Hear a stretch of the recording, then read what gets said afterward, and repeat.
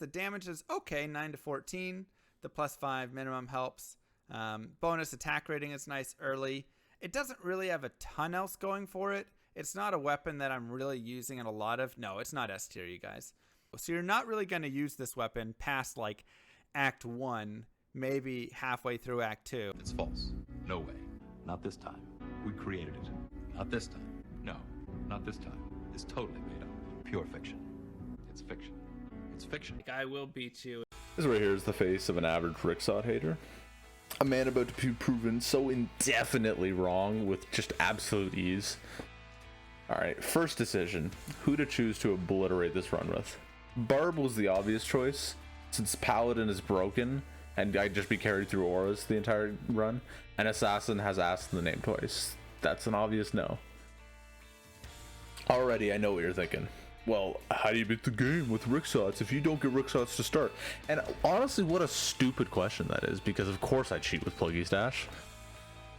The only issue now is getting level 2, so you know what it is. It's time to pound some dudes.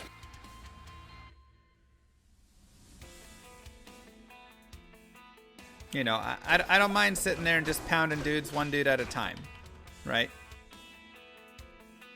Now that I have the goated swords equipped that I'll have for the rest of the game, it's time for a free skill from the den. Also, this act is 100% on Player's 8 with Act 2 as well because of how broken these swords are. Anyways, time to journey to save Kane. I skipped Bloodraven because who in their right mind uses an Act 1 merc? On my way there, I found my March waypoint, and it was beside the tower because speedrunners absolutely hate me. Clicked on some stones and we were off to D1. While there, this Skellyman dropped me a GG Death card with Cannot Be Frozen. Just for context, that's one of the most sought after stats on melee characters, and I got it within 15 minutes of the run. Flymo who? I cut through Player's 8 Griswold like butter, and then saved Kane. Now on to tower runs, baby. I got Eth on the first run and Tal on the second, because speedrunners are foaming at the mouth right now. Farm tower till 17 so I could equip this absolute beauty.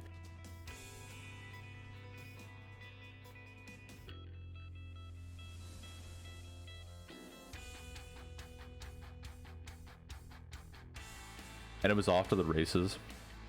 We cut through the barrack. You know, I don't mind sitting there and just pounding dudes one dude at a time, right? Finally hit Catacombs 4, and I didn't get the Catacombs 2 waypoint because I, like the Barbarian, am an absolute meathead. Also, Andy was a joke. I imagine this being the act boss. She dropped Deathspade, which doesn't sound like Ricksot's Keen, so I sold it to Akara for a few gold. Act 2 time, baby. We run in the sewers for a quick skill. Bought a Merc for the Blessed Aim Aura.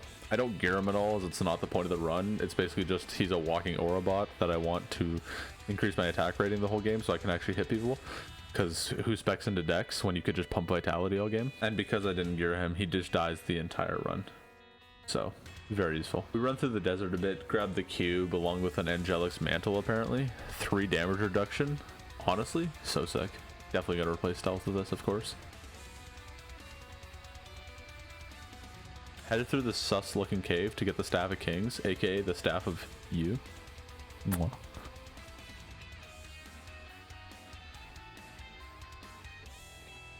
I then farmed Beetle Burst an ungodly amount of times to get 25, along with gambled for some MF gloves, boots, and a circlet. So now I have a total of 75 MF and 0 res. So sounds like a good time for a melee barb. And then we were back to running through this desert again. I got to the Valley of Snecks, grabbed the Ami, slapped it into the cube, made a big old staffy boy, and we were on to the Arcane Sanctuary. I of course first weighted. I mean, this doesn't look like the summoner, but everyone knows that people who second weight the Arcane Sanctuary possess the largest FPPs. I had terrible Tal Rasha Tombed RNG, but then finally I found Duril's Chamber. She used cold res with thawing potions, so who even needs res, honestly? And it was time for boss fight number 2. Duril has this fun little quirky feature where Cannot Be Frozen doesn't work on him because of Holy Freeze Aura. So this took a little longer than expected, but was still pretty easy.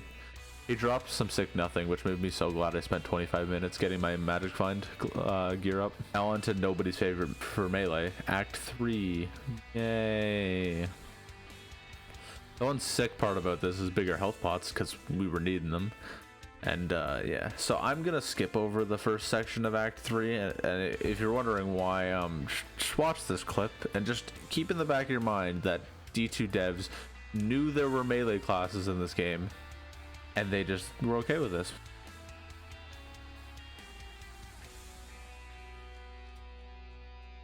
I've never been so happy to see a lightning enchant in my life. And it dropped Vidalas, which is so useful. I'm so glad I got a set bow that does nothing even if I was a Bozon. Shoutouts to my Magic Find for still providing nothing. Time to run through Kurast until I get to a waypoint so I never have to go near the godforsaken jungle again. Finally my Magic Find paid off and I got the Dirk Diggler. I'm not going to use it, but I mean, that's the funniest name ever. Dirk Diggler. Anyways, time for Travancore, where I was reminded that I traded res for Magic Find, so they demolished my health and I had to use Hazard as a bullet sponge, and as you can see, he was oh so useful. I completed the council, broke the looking glass, and we were on to the Durans. Grabbed the easiest waypoint I've seen because speedrunners are currently tracking my locale. Also again, I was reminded of my lack of res by these witches who apparently only spec'd into Firewall and just spammed it the entire time. Thank you.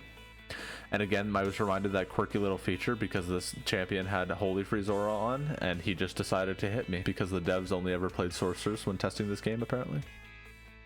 Mephisto melted, but I mean, Crushing Blow does that, so of course he dropped nothing because I spent 25 minutes looking for a Magic Find, and why wouldn't the game reward me for that?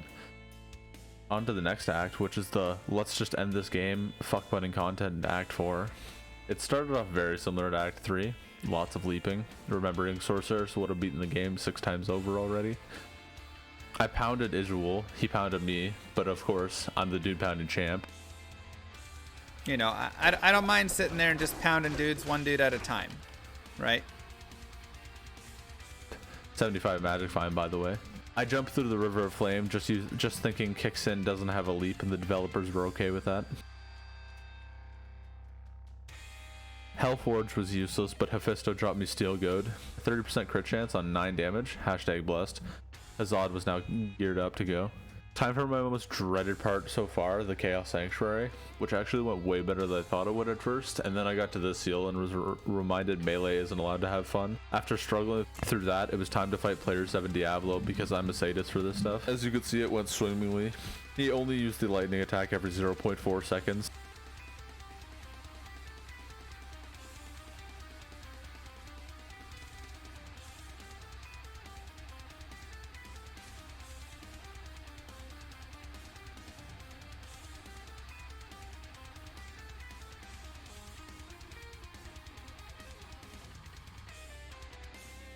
I'm starting to think my Magic Find is doing me no favors.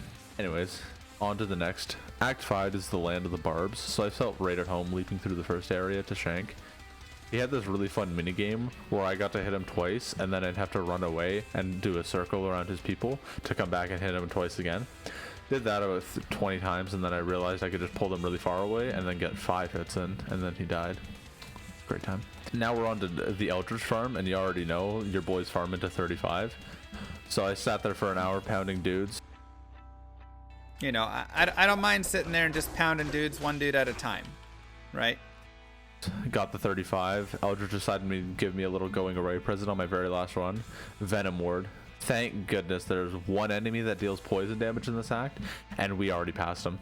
Honestly, solid work, Eldritch. On to leaping through to save my fellow Chads. Fun little fact, I have probably 3,000 plus hours in this game, and just found out you can jump inside the cage to break the door from the inside so people can't hit you as easily. The more you know. Now that the Chads are safe, it's on to save the Fair Maiden. Oh hey, would you look at that. Another entire section designed perfectly to bend my barb over, and you know, I don't mind sitting there and just pounding dudes one dude at a time. And just pounding dudes, and just pounding dudes, and just pounding dudes, and just pounding dudes, and just pounding dudes. Yeah, thanks, Llama. I will beat you. Like, they stun on hit. There's like 15 of them. They have mana burn and are cold enchanted.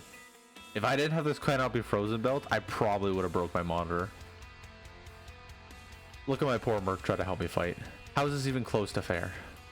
Miraculously, I wiggled my way through it, got Anya to talk, but I still had to double back to unfreeze her because, of course, I finally got her and headed back to get my res scroll because I will forever refuse to lose my magic find. I then booked it to Ariad Summit to thwap the Giga Chad Council and prove I am the Sigma Barbarian.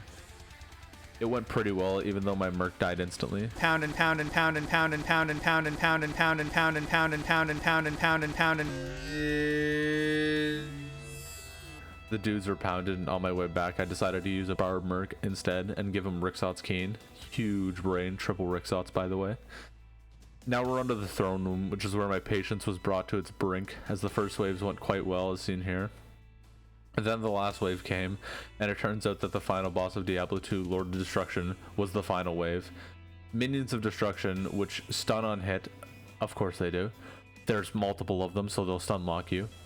Bale can use Decrepify, so you have to stay away from him. It's just so much fun. Like, this clip is 12 times speed, because the original fight took me 25 minutes. I know you're saying, oh, just pull one at a time. Their AI was so buggy, I'd pull one and the other 7 would be like, hey, where's he going? I want to find out. It was great. Honestly, most fun I've ever had. And also, every time I portaled back to get potions or health, if they weren't dead, they just healed the full. So I had to get 1 kill per portal or it was a complete waste. This even had my first death of the whole run, and I know I could have cheese pulled them out and just, you know, like tried to leap back in or whatever, but that wouldn't have proved Llama so very, very wrong. Eventually I beat them, and I was very disappointed to fight Bale, as he was not even close to it as much of a challenge as that.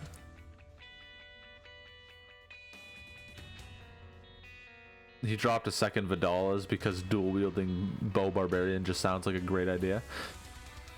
Yeah, so here's the build and the spec just to prove it all. I had the Rixots on. I never showed, but I did get a magic find upgrade of gloves in Act 4. But here it is all to show Llama that this is clearly an S tier sword. And he could not be more mistaken, because that is Slayer Rixots. And now just to clarify, this is all 100% memes. I really love Llama's content. I watch most of it all the time. He's like one of my favorite content creators. Not even just because of D2, just in general, he's really funny. And also, if he somehow sees this and like responds, I will stream me attempting to turn Rixots into a champion and bring this boy through Nightmare. But yeah, if you watched all the way through, that's pretty sick. So thanks for that one. I'll see you in the next one.